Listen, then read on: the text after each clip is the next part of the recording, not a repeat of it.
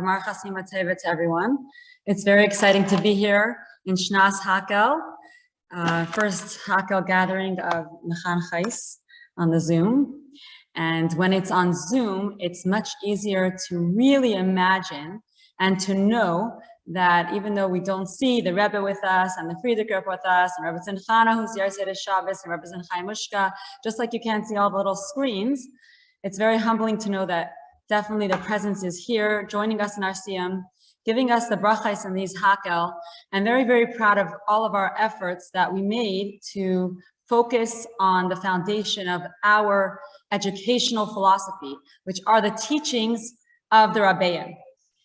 When we go out into the field, whether we are educating our students, our own kinderlach, the people in our community, it's only with the brachais and kaichais of our Mishaleach.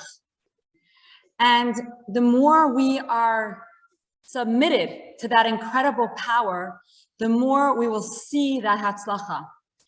And by coming together in this Shnas Hakhel and recognizing that the Rebbe and in Kalach Badracha, the Friedrich Rebbe with the Rebbe Rashab, have invested so much time and energy and effort and revelation so that we can try our best to uncover the treasures and the answers that we need practically as tools as we accomplish our task, our holy task of Chinuch al Taras HaKadosh. So those who were part of the WhatsApp, we went through most of the prakim with the guided question. We left the last two prakim, to culminate here tonight. So before we go into a few points from the last two prakim, I just want to focus on a few points that we had learned and went over that were very inspiring to me. And I really hope that we will be able to hear from the Mechanchais after our incredible guest speaker, Rabbi Markowitz, and people can share what you have taken into your class and what you have taken into your home as a mother, as a teacher, etc. So in the beginning of Kalech Chinuch Badracha, in Perek,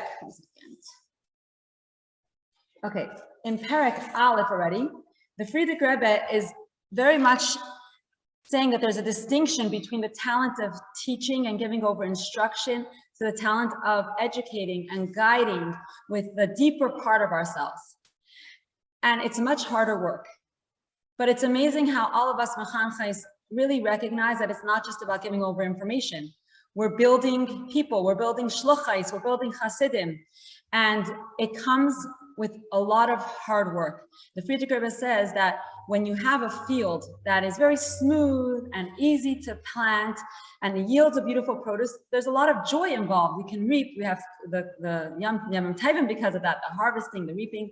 But when it's a field that's rocky and not as easy to plow, and yet the farmer devotes themselves to plow the ground and to work it and to fertilize it and to water it, and then there's a beautiful produce, the joy is unbounded and so much greater. And so when we remember that we have challenges these day and age within our own personalities, within the character traits, within the situation in our world, within the outside influences, within the emotional, craziness, especially after COVID. And this is like the rocky field, but we are given the promises from our Rebbeim that we will be successful. It will take harder work. And just like when you blow, it's from a deeper place inside yourself, and you have to exert much more energy than talking, even though you're using your mouth and your air for both. So just that recognition that this is not only going to be harder work, but it's also going to come from a deeper place inside of us. And that bracha, that we're going to find deeper treasures inside of ourselves by applying ourselves to this work, is really tremendous.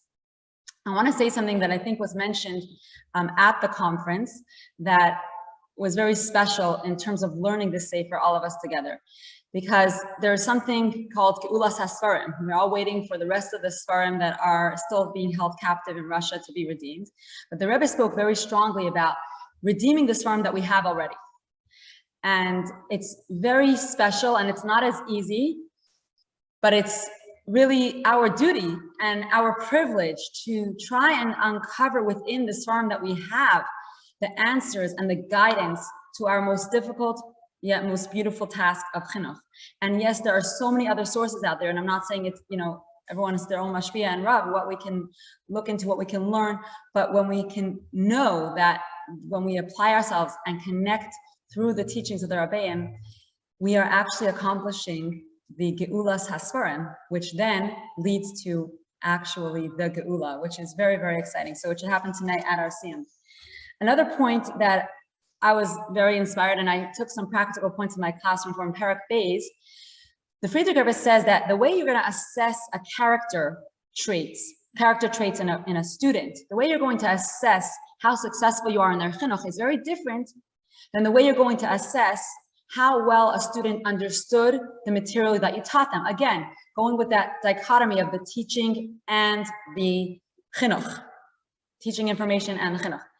But the way that the Friedrich Rebbe described assessing a student in their knowledge, actually, even though it was a side point, was something we discussed on the WhatsApp and that I wanted to bring up today.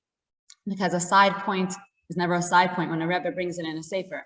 So the Rebbe says, when you are assessing if a student understood what you taught them, we're talking about material, we're all here, teachers, teaching about Yantiv, teaching Chumash, teaching Parsha, teaching Navi, and there are many different modalities of assessing how a student understood what you taught them. But here the Friedrich Rebbe divides it into three things, which also are connected to Chachma, Bina, and Das.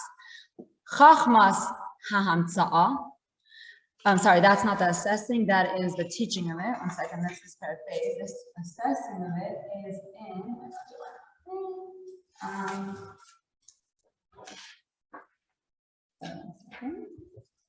oh, here we go. Okay, it's actually in Perek Vav where the Friedrich Rebbe talks about assessing. In Perek Beis, it's about introducing the concepts, but I just wanted to go into the assessment. So the Friedrich Rebbe says, number one, behamtza'a, innovation. Can the student come up with a new idea within what you're teaching them? Number two, bahaskara, can they explain it on their own to someone else? And number three, besyashvis, with a settled and clear understanding. And I know for myself, even just teaching Chumash or teaching Halacha, that was so eye-opening, because a lot of times we assess knowledge. Of course, there's Bloom's taxonomy and all of the different modalities. But bottom line is, there are worksheets, there are tests. The Friedrich Rebbe says, number one, we have to know the chachma of the child. Are they being developed? Is it being developed in a way that they can take what they just learned and apply it and come up with a new idea how to apply it in another situation? That's hamtza'a. And actually, in the commentary that Rabbi Green has in the back of the Sefer, the Klal Chinuch Badracha by Rabbi Kotil Green, he says, and I'm not sure, I'm going to quote wrong, but who says this? Depending on where the teacher focused more on in the teaching is where that skill is going to be developed more in the students. So number one, the hamtza'a. Number two, the hasbara, so being able to explain it to others. And that is something that's not only a way to assess, like the Friedrich was saying, that they understood, but if we can take ideas from other parts of the Sefer, that we have to build up self-confidence through the channel of Torah and mitzvahs. What a better way to build the self-confidence of our students and of our children, to empower them to be able to explain what they learned to others. Of course, there's a Dvar Torah at the table, but even more than that, designing it in a newsletter for your community, being able to ask them to share words with other people and within the classroom, getting up there and explaining it to other people. This is one way to assess how well they understood the material.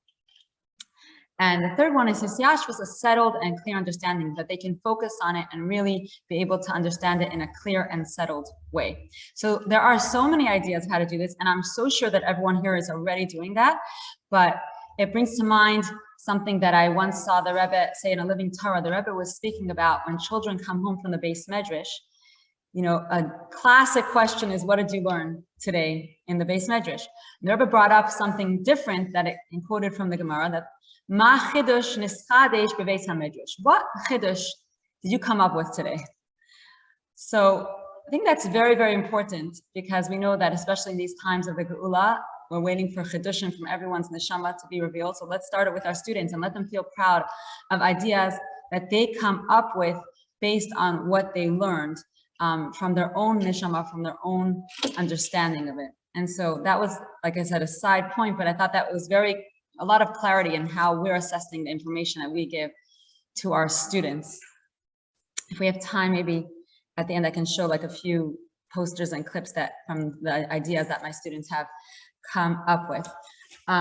Okay, another thing that is really powerful is that the Friedrich Rebbe very much goes into that before you even take step one into helping a child develop their characteristics, shining and their sterling good character traits and letting go of the negativity, there's a lot of preparation that goes into that. First of all, it's the recognition of who we are.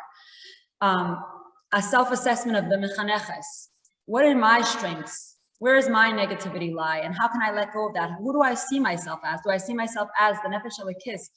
Do I have this goal of spreading the light that's within me and shedding the negativity, not looking at myself in the mirror and seeing myself as negative qualities that I do have? Because the Friedrich Rebbe says everyone is born with a set of virtues and shortcomings. That's just how we're made. But we have to align ourselves with that amazing power of our strong points. So step number one is the assessment of the mechaneches. And also, before you go on to communicate to the child, you have to understand their matzav and their mahus. So the matzav being their situation. The Friedrich Rebbe goes into if they're from a poor or a rich family. Are they from a big or a small city? Are they, okay, so that's in terms of the matzav. And then the mahus, to what degree is the negative character trait rooted inside of them? How, and assessing who they are. Again, also between a Talmud Chacham and a businessman. It's interesting that the Friedrich Rebbe puts a craftsman in the same category as a Talmud Chacham in terms of expectations. So we really have to tailor-make what our expectations are. And I'm very excited to hear from Rabbi Markowitz later, like practical tips in this and all the areas, how to really do this. But one thing that helped me in terms of, you have a lot of kids, Baruch Hashem, in your classroom, maybe you teach multiple classes. Baruch Hashem, we should all be blessed with large families to be able to observe and know the details of every single child's mahus and matzav. Sometimes it could be overwhelming if you think you have to make an observation for an hour or two every day, which is, in a lot of the preschool philosophies, they actually put in paid time for active observation, literally just to sit and write notes for an hour about one child. But we know that Hashem's going to give us what we need to do our job. So another part of Klal Chinuch Madracha really helped me with this. So what does it say? Friedrich Rebbe says is, depending on the level of the student, you're going to have to know what they're capable of learning, what they're capable of understanding, what they're capable of working on. Yet, he says, there's one thing that is the responsibility for a teacher to make sure every single student knows and learns and lives by and understands, no matter what level they are, no matter what their background is, no matter what their situation is, no matter who they are, what their mahus is. This is something every single person must work hard to know and understand. And what is that? Anyone remember? Okay. Taivas habayre yisparach. The goodness of the awesome Almighty Hashem. And hashgacha pratis, that extends itself not only to the person, but to his entire family and wider, larger circle. That every single thing is ordained by Hashem, and that Hashem is good, and Hashem loves you. And Hashem will give you what you need. So with that in mind, which we can talk a lot about that, I realized that if I want to get to know a student, and I need to do something about something regarding their situation, something that they did or said, or I want to encourage them, but I want to first know their mahus, their matzav, and I need to do this quick. I don't have time for a 2-hour observation. Realize that there's hashgacha pratis here. Say, think about for a second. We have the power. We have the power from our rabbein. We have the power from hashgacha pratis. So, I have 5 minutes snack time. I'm going to look at them for 2 minutes. Hashem, help me to see an insight into who they are. And I'm telling you, this has really been so helpful to just, I'm gonna be with them for 3 minutes at the assembly. I want to see who they're sitting next to. Did they bring a snack? Did they not? I'm just giving an example from middle school. But there's so much you can see in a short time because, yes, we're very limited beings, but we're connected to an infinite power. So we have to make a keli. And Hashem will help us to really get to know the parts of the student that we need to know in order to be successful in the chinuch of that person. Going back to the hashgacha pratis, there are so many ways at every age level that we can really encourage our students and make it so real to them that Hashem is with you and Hashem is so good and Hashem is with us at every moment. We had our preschool Zoom a couple of weeks ago, and there were so many beautiful ideas that the preschool teachers were sharing about bringing the awareness of Hashem's goodness to these little toddlers, and the way that in their own free playtime, they are saying, wow, Hashem, help me, I found the red Lego. You know, then moving on to older ages where they recognize Hashem's involvement in every single detail of their life. And so that's one point from the Sefer, but when you say that there's so many backgrounds and so many different things we have to look at when we're looking at an individual, but that every single individual must know Taivas Habayre, I thought that was just so powerful. So we're just going to end off with the Siyam. We're good timing-wise, Hannah? Okay, end off the Siyam of the last two prakim. So the second to last Perek Tes Vav. Second, just opening up here. These are still the copies that you made for me at the Kinos. Thank you. Of just the text. Okay. Prioritization in education. So the Frierdiker first goes on to this deep concept with which more I learn it, I understand a little bit more about intrinsic character traits versus external, and the different levels of Ratzain and Tainug, will, motivation, and Tainug, delight. And we have to harness those both in Chinuch, motivation and the desire to do something, because there's nothing that stands in the way of the will. And as we know from the previous prakim, how can we motivate a child to turn on their will is with the relationship of love, knowing them very well, choosing how you're going to deal with them. But that once their Ratzin is turned on, they can move mountains. And then Tainug, which nothing ranks higher than Tainug, the pleasure, it says Tainug is a revelation of the neshama, and it causes expansion. So on every level, you know, when we let our children do something that is fun and we involve them in something that they enjoy, so let's say a 2-year-old smushing their hands in the shaving cream, that's a moment where they're so open and expanded, you can now impart a beautiful lesson rather than doing it at the time where they're acting in a negative way, which we're so prone to, right? We don't do that. Hands are for mitzvahs, but they just hit someone. Now it's not the time that they're open and having tainug that you want to now tell them about what hands are made for. That's the time you wait for a time of pleasure, a time of tainug to be able to impart that. And for older kids, the story, you know, when there's a Farbrengen, this is just a small detail. So that is. Then the Frierdiker in that parak also goes on to explain that you have to prioritize. If there are two negative character traits, for example, he brings up the negative character trait of lying and of anger, you have to choose which one to work on first. You cannot overwhelm this incredible human being. You have to do one thing at a time, meaning that's going to be your focus, is one thing at a time. And that means that doesn't mean our focus that we're talking about all the time. That's what our focus in our minds when we're being mechanich, that person, and that's our goal. In this instance, the Frierdiker said we're going to work on anger first. That's what the Frierdiker brings up in Perek Tes Vav, and for different reasons that he brings up. Perek Tes Zayin. I'm sorry, I actually just did Tes Vav, but the last prakim are Tes Zayin and Yud Zayin. Perek Tes Zayin, the Frierdiker talks about, the Ratzin and the Tainug, which we went before. And then the last Perek, Yud Zayin. The Frierdiker says every craftsman has to have tools of his trade. We are in the job of chinuch. What are our tools? He says it's schar v'einish. That a person everybody appreciates good words when they're doing well. Everyone appreciates to be paid for what they're doing. So there's many different ideas, many different levels, but this is the last parak that the Frierdiker says praise and reward actually uplift a person from their present situation onto a higher plateau. When you got a real good compliment on something you baked for someone else's simcha, the next time someone asks you to bake something, what are you going to bake? It's going to be that cake, right? Because it raised you to that level of awareness of how great you did. So this is the tool. These are the tools of our trade. And even just disappointment about something, that's an einish. Just even a look of disappointment. And that shows, I disappointed. This is not something, and that's the tools of our trade. So just want to say l'chaim, and we should all get stuck so we can make it a Hakhel gathering. We can go on our phones. If you don't have a pushka and coins in front of you, you should get stuck to make this a Hakhel gathering. Hashem should bless all our efforts.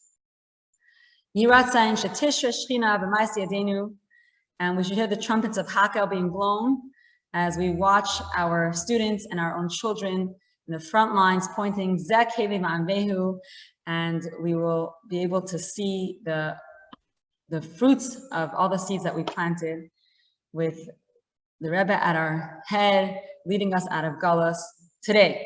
L'chaim.